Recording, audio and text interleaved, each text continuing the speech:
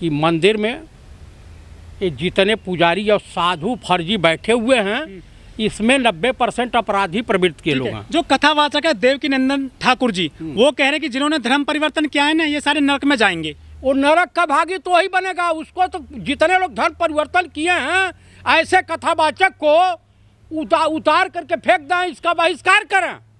और मैं सनातन धर्म के तमाम ब्राह्मणों से अनुरोध करता हूं कि ये जो दुकानदारी कथावाचकों की चल रही है इसको बंद होनी चाहिए। जिस दिन से मंदिर के दान पेटी में पैसा चढ़ना बंद हो जाएगा उसी दिन से इन पुजारियों की और ये कथावाचकों की और साधुओं का दिमाग ठंडा हो जाएगा। लेकिन जो कथावाचक हैं ये तो करोड़ों में खेल रहे हैं, इनके यहाँ पे जो महिलाओं की ज़्यादा भीड़ लग रही है, लोग आ रहे हैं दूर दूर से। देखिए आजकल बच्चा पैदा करने के लिए मोहब्बत करवाने का ही ठेका कथावाचक ले रखे हैं और तथाकथित साधु कई पकड़े भी गए, जैसे राम रहीम है, आसाराम है, ये पकड़े गए हैं। लेकिन बीजेपी के नेता जाते हैं इनके यहाँ तो बीजेपी के नेताओं को तो भाई बीजेपी में तो काफ़ी बलात्कारी पाए जाते हैं। उनके यहाँ बलात्कारी को संस्कारी कहा जाता है, उनके वहाँ नक्सली को संस्कारी कहा जाता है, उनके वहाँ तड़ीपार को संस्कारी कहा जाता है। तो क्या कीजिएगा, आप रोक पाएंगे? बीजेपी में एक ऐसी मशीन लगी हुई है, बलात्कारी जाए, छिनार जाए या कोई भी जाए, अपराधी जाए या नक्सली जाए या आतंकवादी जाए, उसमें धूल करके वो देशभक्त हो जाता है, राष्ट्रभक्त हो जाता है। केजरीवाल को सरकार नहीं चलानी है। जो बुद्धिज्म, जो बौद्धिस्ट हो रहे हैं आरएसएस से, बीजेपी से प्रताड़ित लोग हैं। भाई देखिए, किसी का शोषण आप कीजिएगा, चाहे वो दलित हो, बैकवर्ड हो या अपर कास्ट हो। उत्तर प्रदेश में ब्राह्मणों का कम शोषण हुआ, सबसे ज़्यादा हिंदुस्तान में अगर हत्याएं हुई हैं तो ब्राह्मणों की हुई हैं, उसके बाद मुसलमानों की हुई है, उसके बाद दलितों की हुई हैं। आप बताइए कि कम से कम अगर कोई अपना धर्म परिवर्तन करना चाहता है, वो बिकनी गर्ल थी, कौन गौतम नाम है, वो किसी मंदिर में गई थी, अर्चना गौतम, उसे मंदिर में प्रवेश नहीं करने दिया। क्यों भाई? वो इंसान नहीं है। ईश्वर इंसानों में भेदभाव करता है, सूरज भेदभाव करता है, हवा भेदभाव करती है। जब हवा, सूर्य देवता और जल देवता या गंगा मैया भेदभाव नहीं कर सकती हैं, करती हैं, तो इन फिरका परस्ती ताकतों को क्या भेदभाव करने का अधिकार है? वित्त मंत्री प्रकांड विद्वान हैं। कहीं 2014 से पहले कहीं को डॉलर मजबूत रहने, डॉलर भारत का रुपया गिर रहा है। अब अमेरिका में जाकर रुपया नहीं गिर रहा, डॉलर मजबूत हो रहा। उसके बाद भी कुछ दिन में कहेंगी कि वंदे भारत ट्रेन नहीं, भैंस मजबूत हो गई। कुछ दिन में कहेंगी ना, मोदी और भाजपा कमज़ोर नहीं है, राहुल गांधी और कांग्रेस मजबूत हो रहे हैं, यही कहेंगी। देखिए, ये यात्रा का असर है, भारत जोड़ो यात्रा का असर है, उस जन सैलाब का असर है कि ये लोग मानसिक रूप से दिवालिया हो गए, मानसिक रूप से बीमार पड़ गए हैं। इसलिए उलील जुलूल हरकतें करते रहेंगे। कुछ दिन में यही चीज़ करके कपड़े उपड़े फाड़ते हुए दिखाई देंगे।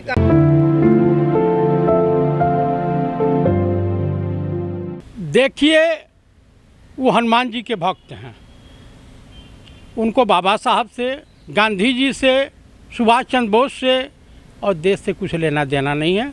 वो अपनी दुकानदारी चला रहे हैं। मोहन भागवत जी जैसा कह रहे हैं, जैसा इशारा कर रहे हैं कि बीजेपी की लोटियाँ डूब रही है तो तुम ही सहारा बनो। क्योंकि आरएसएस के इशारे पर अन्ना आंदोलन हुआ था, जिसकी पैदावार आम आदमी पार्टी है। आपको बता दूं, उस आंदोलन में विनोद राय ने कहा कि कैग घोटाला हुआ, कोल घोटाला हुआ, इतने में बिकता तो इतना फ़ायदा होता, इतनी नीलामी होती तो इतना भारत सरकार को फ़ायदा होता। आखिरी में उन्होंने माफ़ी मांगा। उसके बाद सुब्रमण्यम स्वामी, उनको राज्यसभा बनना था, वो भी बन गए। किरण बेदी, उनको मुख्यमंत्री बनना था, लेकिन लेफ्टिनेंट गवर्नर पे अटक गई। और सबसे उस्ताद अगर कोई निकला तो केजरीवाल निकले। धीरे से यहाँ चुनाव लड़के आम आदमी पार्टी बना लिया, लोकपाल लागू हुआ है। कहीं कुछ लागू नहीं हुआ है। ये बताइए, मोहल्ला क्लिनिक, स्कूल, किसी नए स्कूल का निर्माण हुआ है? बिल्कुल नहीं हुआ है। शीला जी के रीजन में जो दिल्ली ने विकास किया और शीला जी ने जिस दिल्ली को दुल्हन के तरह से सजाया, उस दिल्ली में आज रोड जो है, सड़कें जो हैं गड्ढा युक्त होती जा रही हैं। रही बात मोदी जी में, माननीय प्रधानमंत्री नरेंद्र दामोदर दास मोदी और केजरीवाल में होड़ लगी हुई है कि सबसे बढ़िया जुमलेबाजी, ठगी, झूठ और फरेब और फेंकना कौन जानता।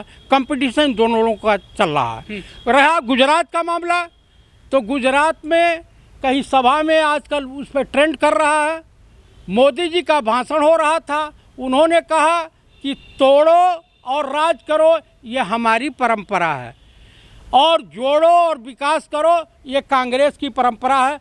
तमाम क्लिप चल रही हैं सोशल मीडिया पे, छाई हुई हैं। देखिए, राहुल गांधी की जो यात्रा हो रही है, भारत जोड़ो यात्रा, उसमें उमड़ते जन सैलाब, अपार जन समर्थन को देखते हुए मैं ये दावे के साथ कह सकता हूँ कि आम आदमी पार्टी, बीजेपी और आरएसएस मानसिक रूप से बीमार हो गए। जब आग लगती है तो धुआं तभी उठता है। हो सकता है कि कहीं कहीं कुछ लिए हो माल, भाई सरकार चल रही है, आप जा रहे हो गुजरात में, हेलीकॉप्टर जा रहे हो, हवाई जहाज से जा रहे हो, अपनी सैलरी से जा रहे हो। लेकिन प्रधानमंत्री दौड़ा मार रहे हैं तो वो अपनी सैलरी से मार रहे हैं। इस देश में वर्तमान समय में एक ही सांसद है जो सैलरी नहीं लेता और सरकार की कोई सुविधा नहीं लेता, वो है वरुण गांधी। और राहुल गांधी तो रियल मामले में वो फकीर है।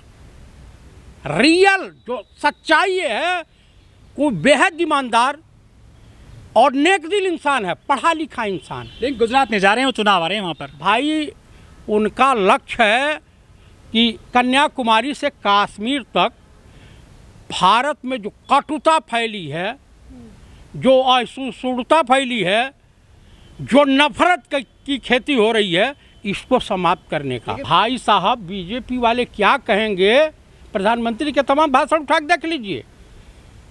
राहुल गांधी ने नहीं कहा था कि बेटी पढ़ाओ और बेटी पढ़ाओ, ये माननीय प्रधानमंत्री ने कहा था। तो गलती हो जाती है, निकल जाता है मुंह से। अच्छा, सोने वाली बात भी माननीय प्रधानमंत्री कहे थे।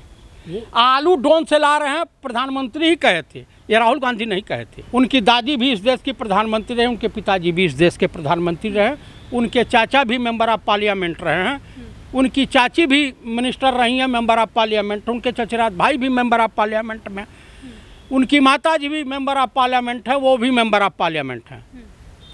कम से कम इस देश में पैदल चलने की, आपको बता दूं, गांधी जी ने गांधी यात्रा, संत विनोबा भावे ने भूदान आंदोलन, जेपी मूवमेंट हुआ, चंद्रशेखर जी ने भी पैदल यात्रा की, सुनील दत्त ने भी पैदल यात्रा की।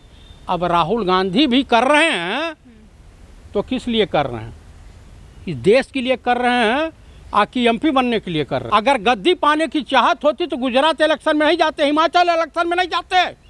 अगर यही चाहत होती, प्रधानमंत्री की कुर्सी चाहिए। मैं ये पूछ रहा हूँ, जाते कि नहीं वहाँ सरकार बनवाने? जिस तरह से प्रधानमंत्री बार बार हर जगह जा रहे हैं, मुंह मार रहे हैं। अगर ये लालच होती, राहुल गांधी के ऊपर ये आरोप लगाने से पहले इस देश की मीडिया को, इस देश के लोगों को अपनी गिरेबान में झांकने की जरूरत है। आपको अंकिता भंडारी वाला कांड नहीं दिखाई देता, आपको सेंगर वाला नहीं दिखाई देता, आपको चिमयानंद वाला तेल मालिश नहीं दिखाई देता, आपकी हाथरस की घटना नहीं दिखाई देती। राहुल गांधी तो वहाँ गए, कौन सा प्रधानमंत्री, कौन सा मुख्यमंत्री, कौन सा और मंत्री गया था? बता दे कोई बतावे तो सही। अरे कहे कि वे उनकी परंपरा, उसको जोड़ो और विकास करो, ये कांग्रेस की परंपरा, माननीय प्रधानमंत्री ने कहा ये भाजपा की परंपरा है कि फूट डालो और राज करो। तोड़ो और राज करो। ये प्रधानमंत्री ने कहा कि भाजपा ये मेरी परंपरा है। जो हंगर इंडेक्स के जो आंकड़े आए हैं, भारत सरकार ने कहा है कि वो फर्जी आंकड़े हैं, भारत की इतनी स्थिति खराब नहीं है जो हंगर इंडेक्स में हमको भूखा दिखाया गया है। हाँ, ये सही बात है। अब लोग व्रत करने लगे, विदेशी लोग एक टाइम खाना खाने लगे, तो ये व्रत का प्रभाव है कि भारत में भूखमरी है। प्रधानमंत्री ने सही कहा, इतना बढ़िया, इतना सुयोग, इतना बड़ा विद्वान, पंडित नेहरू के बाद ऑक्सफोर्ड यूनिवर्सिटी का टॉपर स्टूडेंट, लास पार्की जैसा व्यक्ति जो इनसे मोहब्बत करता था, पढ़ाया है। लास पार्की ने इनको पढ़ाया है।